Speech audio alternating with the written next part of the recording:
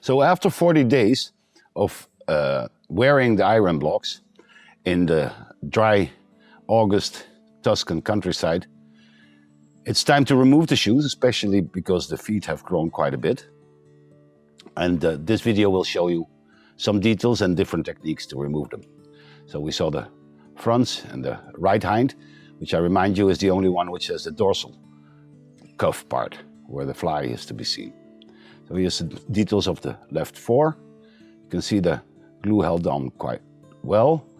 One of the methods to remove them is to use a hoof knife, a towing knife, and gently introduce it between the lateral and the medial cuff and the hoof wall without damaging the hoof wall, and loosen the top part of the cuff.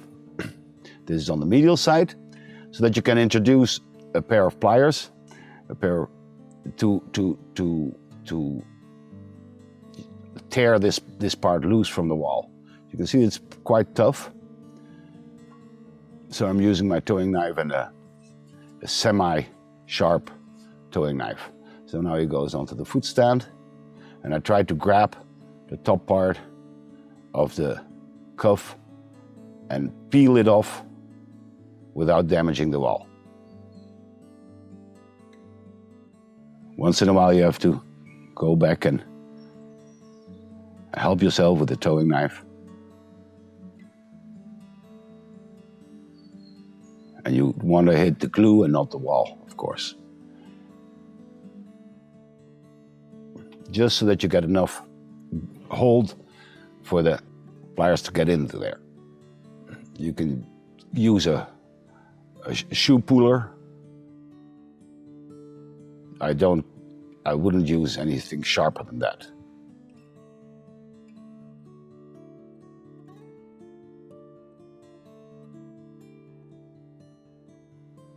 See, the medial cuff is coming loose. So now we go to the lateral one. And the same, you can see how tough the material is and how elastic it is. And I think I'm amazed how much in full summer and this dry summer we have here in Tuscany, these feet grew with these flexible shoes. So that might be one of the advantages of keeping them on these flexible shoes. It'll be shown later. So a little bit of loosening with a towing knife again. And we get a good hold of the last bit of cuff. This is the left fore, and when I applied them, I decided on taking the dorsal cuff away so that I could set the shoe back a bit relative to the hoof. You can see the wear on these shoes. It's pretty irregular. It has rolled its own toe. And now you can see the dry and tough conditions in Tuscany in the summer. I'm very respectful of the sole, but we need to find the sole plane, and I have to use a towing knife and a very good hoof knife. Again, even the frogs I'm very respectful of them. This horse is gonna stay barefoot after this for a while. So I'm very respectful also of the frog, but even for this little bit of frog trimming, I need a towing knife.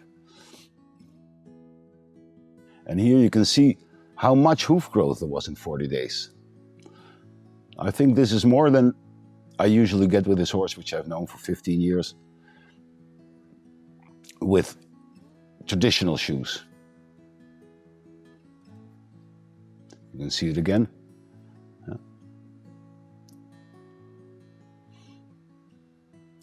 It was certainly half an inch at least. So you're usually finishing off, backing up the heels, rounding off the outside border so that it isn't sharp and won't break off in little pieces. Finally, you clean up the outer hoof wall. I'm very respectful of the periopal, so I never go any further than absolutely necessary. So I just try to clean the glue the rest of the glue off the wall, and that's about it.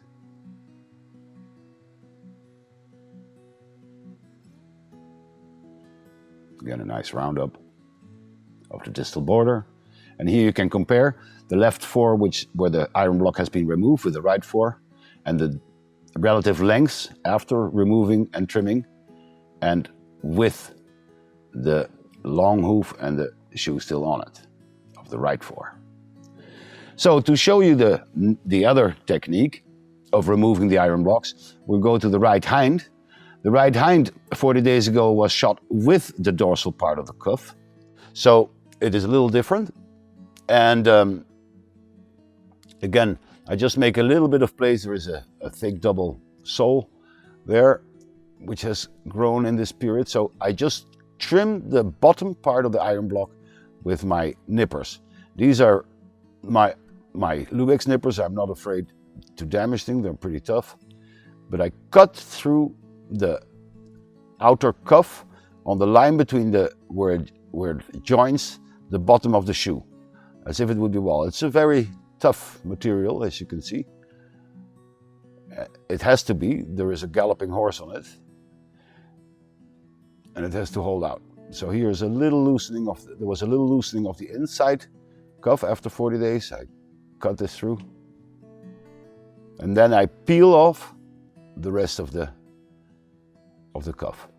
Here you can see that, of course, the wear on the shoe will reflect the conformation of the horse and the way he walks. There is definitely, like in many horses, a bit more outside wear on this particular right hind hoof.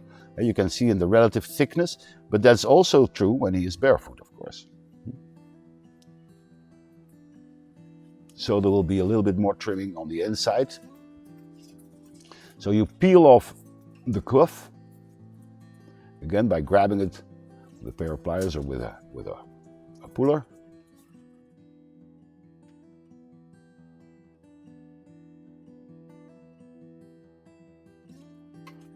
And remember, this one was glued also in the toe area, and there was made a little bit of space for the cuff there.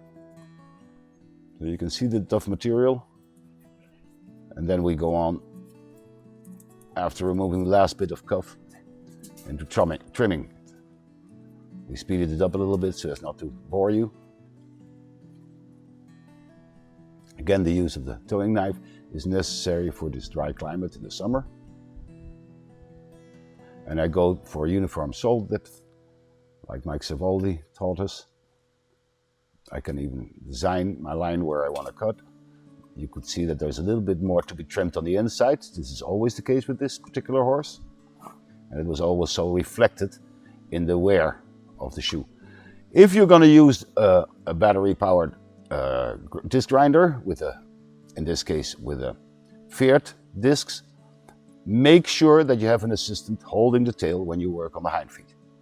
It is very dangerous to get the tail wrapped up in the working machine in the disc grinder.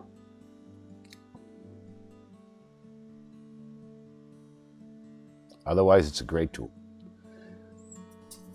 You can see here that Dominic is holding the tail. Here you can see how the inside of the hoofs have little bumps and little holes which make the interface with the glue better. And you can see that on the glue rests on the wall. So we cleaned it up again. We're still working on I'm still working on the right hind foot. And the second one we show you on this video.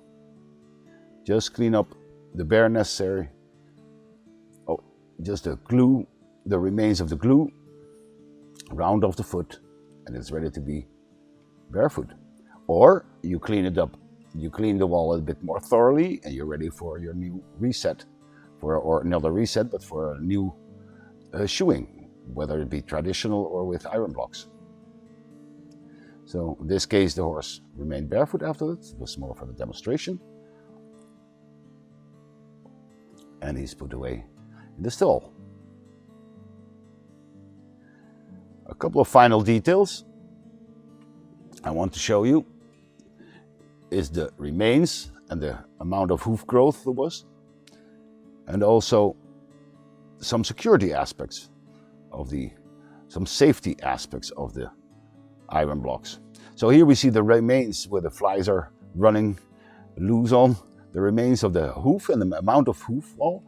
And this is a safety feature of glue-on shoes in general, but on these in particular.